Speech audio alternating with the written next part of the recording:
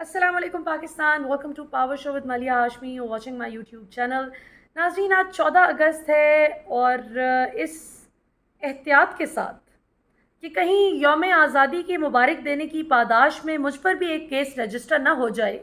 क्योंकि पाकिस्तान की तारीख में पहली बार देखने को ये आया कि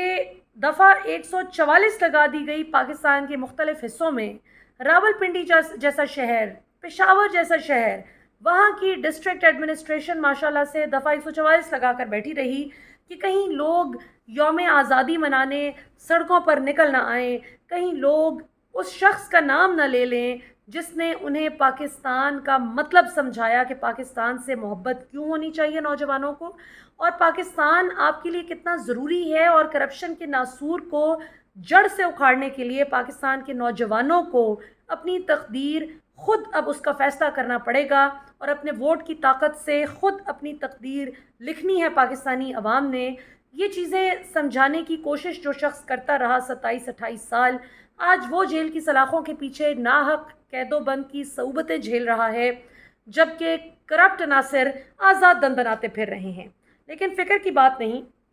अल्लाह की शान, वो इमरान खान जिस पर इन्होंने पाबंदियां आयद की थीं और बदतरीन मीडिया सेंसरशिप, आवाज़ ना आए इमरान खान के हवाले से, कोई नाम ना ले, कोई चेहरा ना दिखाए, कोई इमरान खान के हक़ में बात ना करे, कोई डिसेंटिंग आवाज़ ना आ जाए, इतने डर खौफ के बावजूद भी अल्लाह की शान कि आज इमरान खान लोगों के दिलों पर राज कर रहा है और आज भी घर घर इमरान खान का नाम लिया जा रहा है। इमरान खान की हिफाजत के लिए घर घर में लोग दुआएं मांग रहे हैं, सदका खैरात कर रहे हैं, इस नीयत के साथ कि अल्लाह ताला इमरान खान और पाकिस्तान की मुश्किलात हल फरमाए, आमीन। जबकि दूसरी तरफ शहबाज शरीफ ने बतौर वज़ीर आज़म एक ऐसा तारीख़ी आलमी रिकॉर्ड कायम किया है कि बतौर पाकिस्तानी शायद किसी भी पाकिस्तानी सिटीज़न का सर शर्म से झुक जाए, चाहे वो शहबाज शरीफ को सपोर्ट करता है या उनसे सियासी इख्तलाफ रखता है। जो आलमी रिकॉर्ड शहबाज शरीफ, वैसे तो बुनियादी इंसानी हुकूक़ की पामाली और बदतरीन ये जो हक़ आज़ादी राय दही को सल्ब करने के जो मुज़ाहरे हैं, ये सब तो अपनी जगह, लेकिन जो अब शहबाज शरीफ ने एक ऐसा रिकॉर्ड कायम किया है, इसने इनका सारा पोल भी खोल दिया और उसको भी क्वेश्चनेबल बना दिया, ऑल द मोर क्वेश्चनेबल बना दिया। जो हम पहले दिन से सवाल उठाते आ रहे हैं कि जिस शख्स पर जिस दिन फ़र्द जुर्म आयद होनी थी, जिस शख्स की इंडाइटमेंट होनी थी जिस दिन, उस दिन उसको इक़्तिदार के मसनद पर मज़े से बिठा दिया गया और वो जेल की सलाखों के पीछे जाने की बजाय इक़्तिदार के मसनद पर बैठकर मेरी और आपकी तकदीर का फ़ैसला साज बन बैठा। जबकि वो शख्स जो 2.25 करोड़ वोट लेकर अवाम की ताकत से आया था वज़ीर आज़म बनकर, उसको दूध में से मक्खी की तरह निकाल कर फेंक दिया गया। सो एज़ वी स्पीक नाज़रीन, शहबाज शरीफ साहब ने बड़ा शानदार आलमी रिकॉर्ड कायम किया है जी। इनकी जो फेयरवेल स्पीच अगर आप देखें, आप स्क्रीन पर मनाजिर देख सकते हैं, मोहसिन नकवी का चैनल हो, चैनल 24, और उस पर चले शहबाज शरीफ की बतौर वज़ीर आज़म तकरीर, और हो भी अलविदाई तकरीर, और उस पर व्यूज़ कितने मिले? एक व्यू, वन व्यू। यानी इनकी अवाम में मकबूलियत का आलम यह है कि अब ये लाख अवाम पर ज़दोकोब करें। अभी मैं देख रही थी रिक्शे वाला एक बेचारा, एक उसकी वीडियो चल रही थी सोशल मीडिया पर कि उसको मारा पीटा गया पुलिस की जानिब से, सिर्फ इसलिए कि एनी शाहिदीन के मुताबिक उसने पीटीआई के तराने लगाए हुए थे अपने रिक्शे में, तो उसको रिक्शे में से निकाल कर मारा पीटा गया। और जिस वक्त वो पकड़ा गया, ये सारा मामला कैमरे की आंख ने जब महफूज किया इसको, तो फौरी तौर पर आप देख सकते हैं कि पुलिस वाला जो है वो आखिर में फ़ोन लेने की कोशिश कर रहा है। तो ये हालात हैं जी कि जो शख्स पीटीआई के झंडे बेचे अपने स्टॉल पे रख के पाकिस्तान के झंडों के साथ,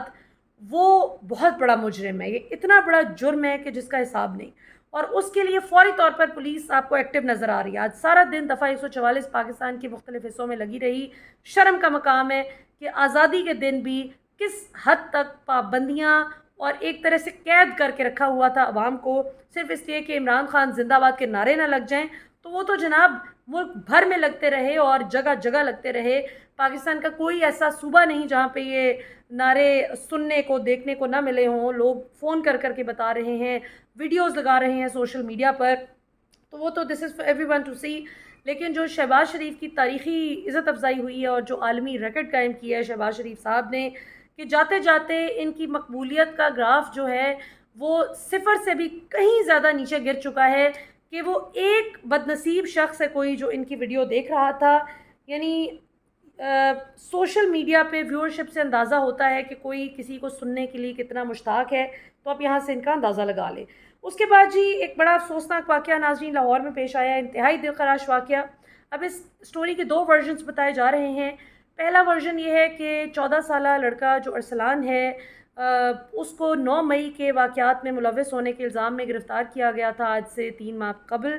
اور اب 3 ماہ بعد جب وہ فائنلی جیل سے چھوٹ کے گھر واپس آیا تو رات 3 بجے پولیس دوبارہ سے اس بچے ارسلان کو 14 سالہ بچے کو گرفتار کرنے کے لیے پہنچ گئی. اب جب پولیس وہاں پہنچی تو پہلا ورژن سٹوری کا یہ ہے, کچھ لوگوں کا یہ کہنا ہے کہ وہاں پر اس کے والد نے جب دیکھا کہ پولیس سختی سے پیش آ رہی ہے اور ذرا بدتمیزی کا ماحول ہے تو والد گھبرا گئے, اور اپنے ایک ہی ان کا بیٹا ہے, بتایا جا رہا ہے 5 بہنوں کا وہ اکیلا واحد بھائی تھا, جس کو گرفتار کرنے کے لیے جب پولیس پہنچی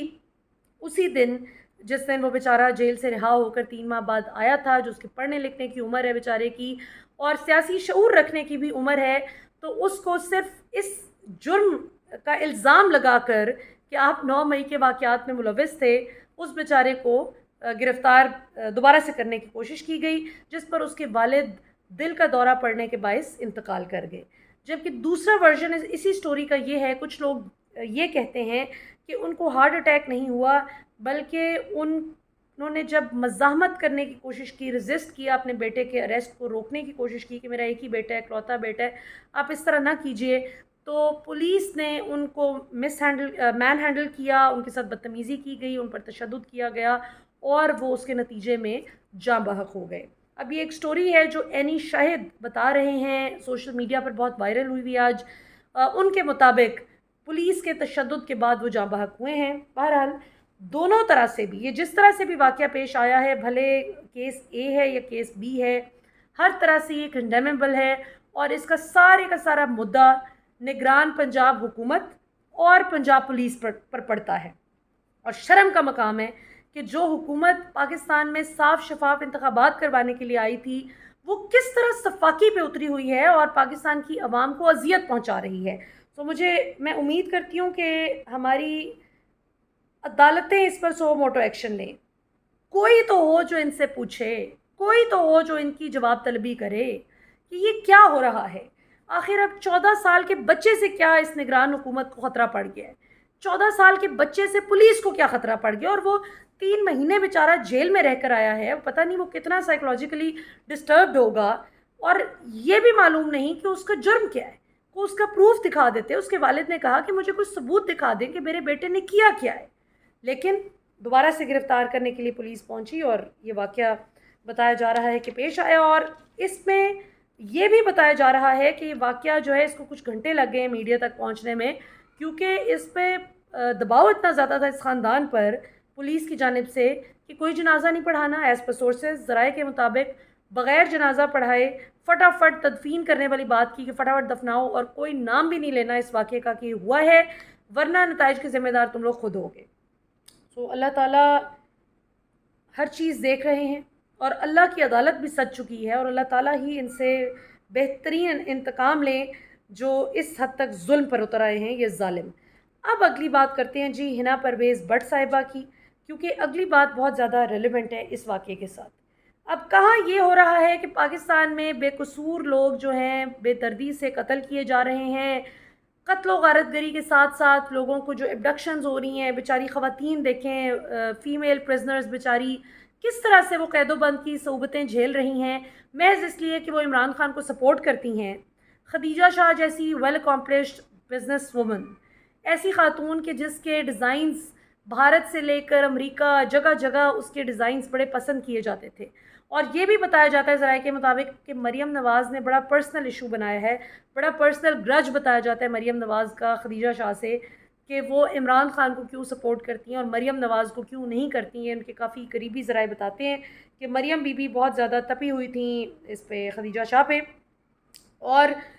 جو کچھ ہم نے پاکستان میں خاص طور پہ پچھلے 3 ماہ میں جو کچھ ہوتے ہوئے دیکھا وہ کتنا شرمناک ہے. جبکہ دوسری طرف ہنا پرویز بٹ برطانیہ جاتی ہیں اور وہاں پہ اوورسیز پاکستانیز ان کو دیکھ کر چور چور اور نواز شریف مخالف نعرے لگاتے ہیں، جس پہ ہمارے وہ صحافی ساتھی اور پولیٹیکل کامنٹیٹرز جو اس سارے ظلم پر خاموش ہیں، جو میں نے ساری ویڈیو میں آج بات کی ہے، ان تمام تر مذکورہ بالا مظالم پر خاموش رہنے والے لوگ اچانک سے ہنا پرویز بٹ کے حق میں گفتگو کرتے ہیں کہ جی ان کے ساتھ یہ نہیں ہونا چاہیے تھا۔ میں ہنا کو پرسنلی جانتی ہوں، میری بہت اچھی سلام دعا ہے ہنا سے، بہت عزت کرنے والی خاتون ہے۔ ڈیجیٹل میڈیا پر یقیناً وہ بڑی بڑی سخت باتیں کر جاتی ہیں، سیاسی طور پہ سخت بات تو چلو صحافی بھی کر جاتے ہیں اور پولیٹیشنز بھی ایک دوسرے کو کر جاتے ہیں، لیکن ہنا جس طرح کی، یعنی مراد سعید کو ریحام خان کی کتاب میں جس طرح کی ان پہ غلیظ الزامات عائد کیے گئے، ان الزامات کا ریفرنس دینا، اور پھر یہ کہ عمران خان کی اہلیہ کے نک نیمز جس طرح کے رکھ کے بات کرنا، اور عمران خان کے حوالے سے بھی جس طرح کی ڈیروگیٹری گفتگو کرنا، مطلب خود بھی وہ ٹھیک ٹھاک ڈس رسپیکٹفل انداز میں گفتگو کرتی ہیں اپنے سیاسی مخالفین سے۔ تو جب آپ خود اس طرح کی گفتگو کرتے ہیں تو آپ کیا ایکسپیکٹ کرتے ہیں کہ جو ان کے سپورٹرز ہیں وہ پھر آپ کو پھولوں کے ہار پہنائیں گے؟ عزت تو گیو اینڈ ٹیک پہ چلتی ہے نا جی۔ یہ نہیں ہونا چاہیے تھا، یہ واقعہ بالکل نہیں ہونا چاہیے تھا، کسی کو بھی دیکھ کر آوازیں نہیں کسی جانی چاہیے، لیکن خدا را اس پر بھی آواز اٹھائی جائے جو عورتوں کو جیل میں پھینکا ہوا ہے پاکستان میں۔ اور چونکہ ہنا بٹ اس حکومت کا حصہ ہیں، نون لیگ حکومت، ان کی پارٹی ہے نون لیگ، جو اس وقت ابھی تک ایز وی اسپیک آج بھی جو ایوارڈ فنکشن ہوا ہے جس میں عمران خان مخالفین جو عمران خان پہ بلاسفیمی کے الزامات شیپ کرنے میں کوشش کرتے رہے، وقار ستی جیسے لوگ، غریدہ فاروقی جیسے لوگ جو عمران خان پر جب قاتلانہ حملہ ہوتا ہے تو اس کو کنٹروورشل بنانے کی کوشش کرتے رہے، ان سب لوگوں کو یہ شمع جو فرما رہی تھیں کہ علی سیٹھی، ویسے تو نجم سیٹھی کے بیٹے علی سیٹھی نے انکار کر دیا، تردید کر دیا کہ انہوں نے کوئی شادی نہیں کی کسی لڑکے سے،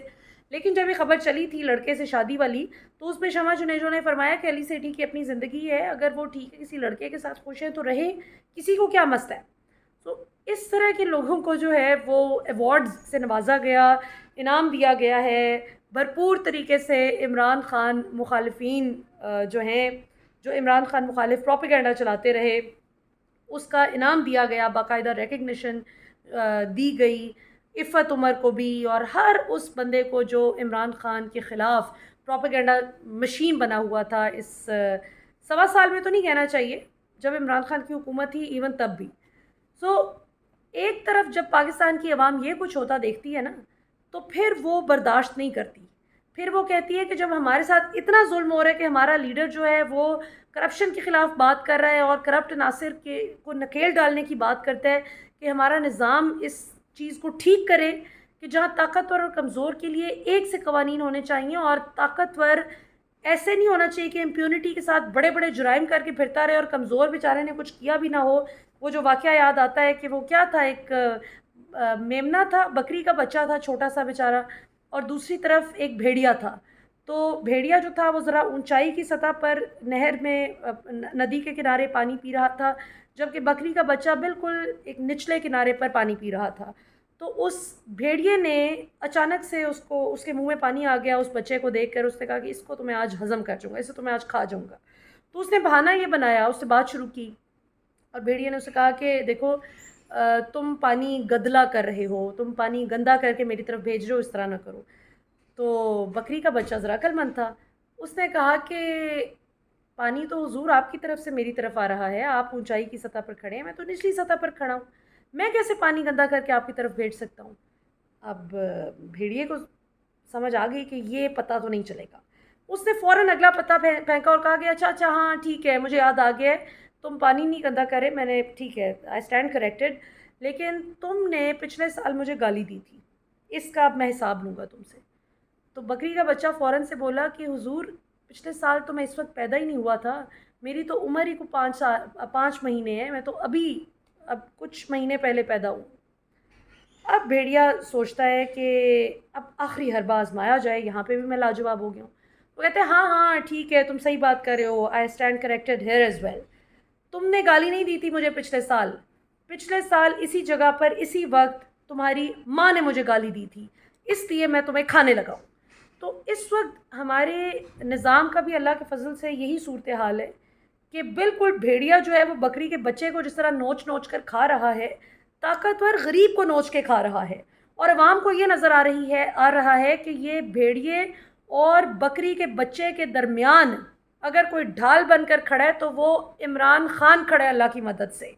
اس لیے پاکستان کی عوام عمران خان کو سپورٹ کر رہی ہے، اس لیے پاکستان کی عوام عمران خان کی سیفٹی اور ان کی درست حالت میں واپس